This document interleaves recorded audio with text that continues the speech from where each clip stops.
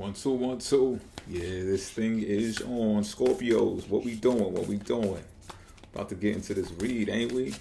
I may cuss, but I don't curse. Let's get that situated first. All right, bars, because I'm nice.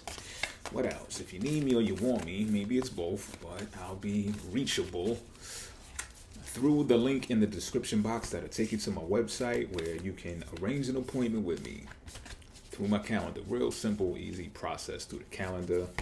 Takes seconds, a matter of seconds. If you want a reading, which is an astrological reading or a tarot reading, it's truly up to you. I do both. All right. What else? It's gonna be a 3-card draw. Ain't gonna hold you long. Pause. And with that being said, let's get these cards read. Wow. This card right here represents the situation at hand for the Scorpio energy. The red and white rose. Just had this for the Libra reading.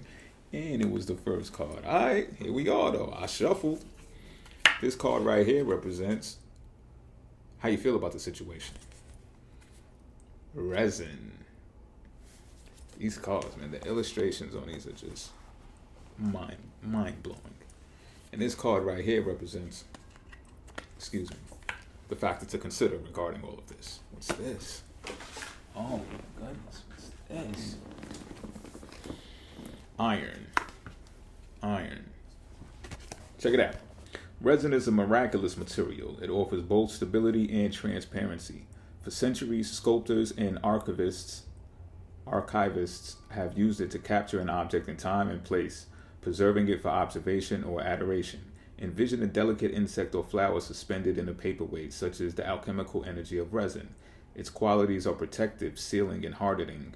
Pause. When this card appears, there is a holding that's occurring, either literally or physically. While well-intended, someone may be limiting the one they wish to protect. There may be an aspect of nostalgia at work in the laboratory, an unwillingness to let go or change. On the other hand, the resin card can indicate preservation of that which is most valued, a return to what's been lost. Deep. It's like an alternative vibe here going on. All right. Iron is a reliable metal that can withstand great pressure. Over the centuries, we have come to utilize this metal extensively, mixing it with carbon to create the steel bridges, highways, and infrastructures that span across the globe. In alchemy, iron is associated with the planet Mars and shares its qualities of being strong, assertive, and potentially warlike. When the iron card appears, there is a call to rely only on the reliable. What truly supports you? What have you already built? Iron dwells at the center of the earth, so when all else feels lost, go inward. There is a deep magnet there that pulls you toward what is steady and true. For the moment, put your words and weapons down, and let yourself be held by the structure that is already in place. This is deep. Should be deep. This is a Scorpio reading, right? Let's unpack this now. Let's unpack this, right? Starting with the red and white rose, which is the situation at hand. I'm feeling like sort of similar to the Libra reading, not to mince the two, right? I'm not comparing y'all, I'm not contrasting, I'm not doing that. But it was brought up in the Libra reading. And Libra is right before Scorpio. So I'm feeling that, the card is the card. This deals with the body. All right? This deals with the body. This deals with vitality. This deals with using the body as a vehicle. So you could be exercising. This is like, look, right? You can have an idea. Let's say you've been sitting on an idea, because I'm getting that it feels more like that. You've been sitting on an idea. You've been contemplating an idea. And this is where this saying really rings true. Faith without works is dead.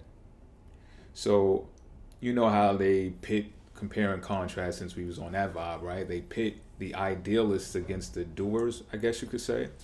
And it's a valid argument, right? Because we can have college professors and philosophers who speak the knowledge, who go to the best of the schools, and they're educated, well-versed in how to speak and deliver messages, how to teach and all that. Okay, cool. But other people will argue, how you going to teach me or even critique me when I'm the person that's doing it? And I've been on both sides of the fence. I still am, as a matter of fact. And like I said, that gives me more of a say, I feel, to say that it is a valid argument. Both sides are right. Both sides are right, because I can tell you there's been situations to where I've fucked up a lot of money, or I just did a lot of action that was squandered. Come to find out, I kept hardly any of it. I had to throw a lot of it away. Yeah, I had the experience of learning and everything, but if I'd have just read a few more books or listened to a few more podcasts or something, or just really looked into astrology more, I'd have found out these things without having to go through all of the excess trouble. You get what I'm saying? At the same time, you know, being hands-on gives you the type of experience that the books just cannot do. That they cannot do. So I'm getting this is where y'all are at right now. That y'all are reading the books and then y'all are going right to doing it. Reading the books, going right to doing it. There's a mixture, there's an alchemical mixture going on. All right? Because you refuse to just say, all right, I'm going to teach and that's it. Or I'm just going to educate and that's it. No, you're going to apply it. You're going to have some experiences. You're going to be able to bring back a story or two. You get what I'm saying? That's what the situation at hand is. You're expected to take a leap in an idea that you had conceptually. Now with the resin here, it's very interesting that how you feel about the resin is because with the resin, it's like you're attempting to preserve something.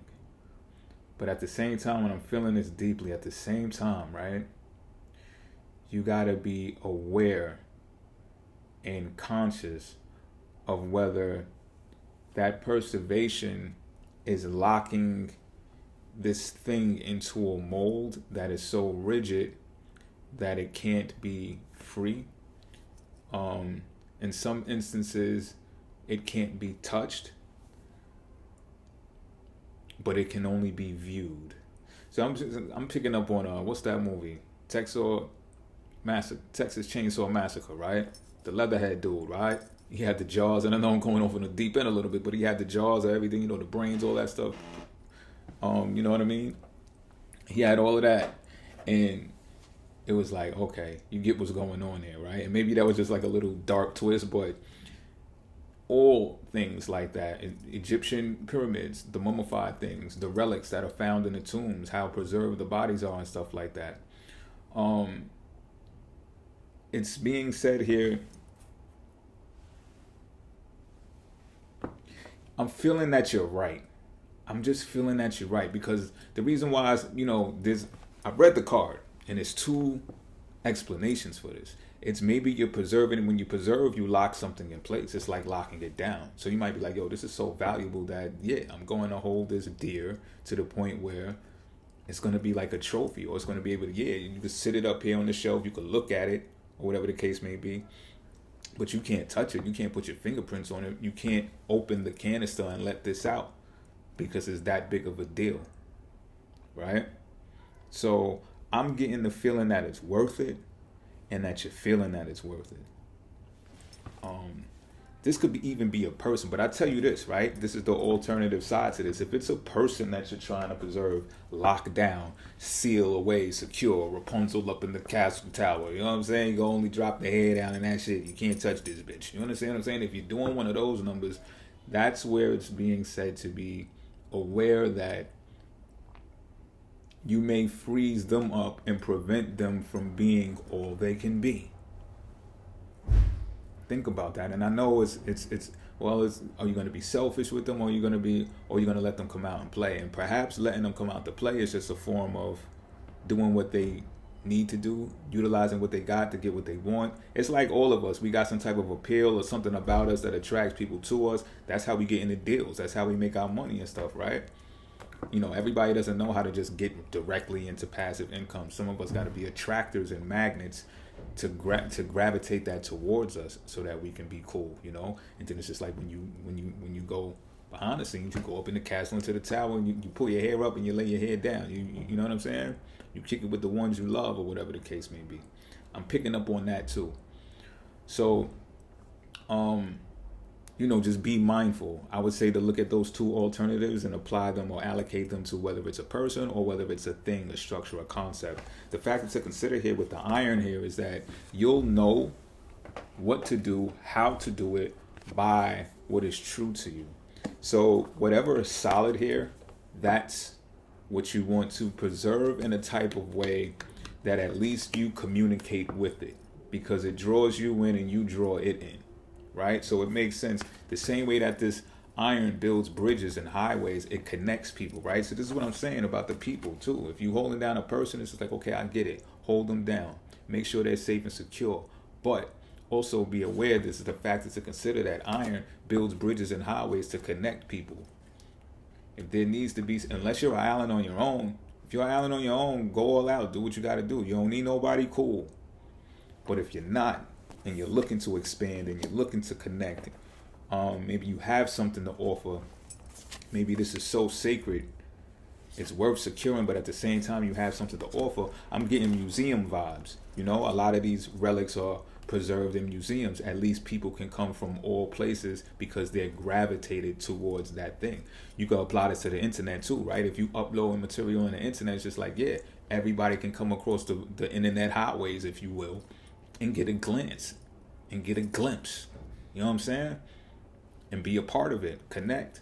That's the iron. If you got a foundation like that that's built and it's worked for you, apply your energy to that. And only that is what I'm picking up on. This is strict.